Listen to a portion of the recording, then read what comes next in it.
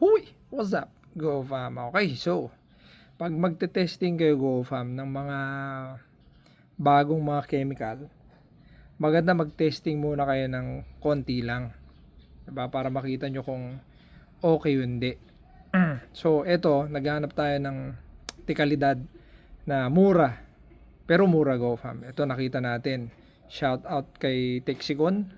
Minx. Okay, so ang Minx, GoFam, ay fungicide. Ang kanyang AI ay 300 EC.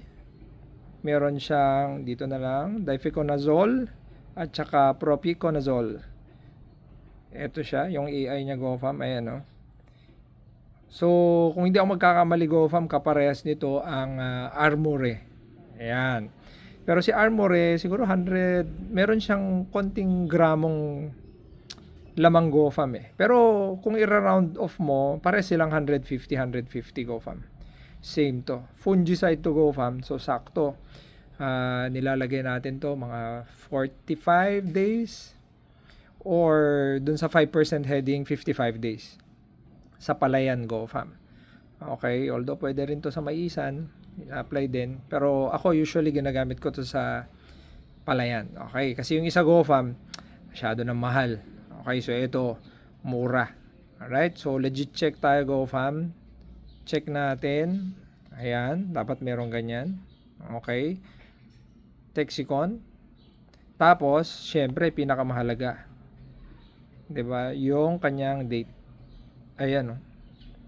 Ginawa September 2024, mag-expire 2026. Ayan, okay. So, yung expiration, sige, pag-usapan natin yan next time, GoFam.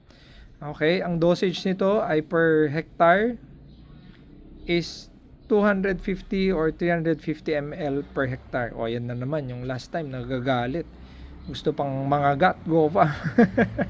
Saan ba yung ml dyan? So, nakalagay dyan, tablespoon, no? TBSP per 16 liter of water, 2.5 tablespoon or 3.5 tablespoon. Kasi nga, ang isang tablespoon, technically 15 ml dapat yun, GoFam. Pero nakalagay dyan. Mamaya sabi nyo, inimbento ko eh. 1 tablespoon is equal to 10 ml para mas madali lang mag-round off. 'Di ba? Kasi nga hindi nga naintindihan yung conversion eh. Tapos nilagyan mo pa ng butal, di lalong nakipagsuntukan na yung farmer, GoFam. Ayun, no. 'Di ba? So, yun, GoFam. So, yun, ulitin ko, ito ay fungicide.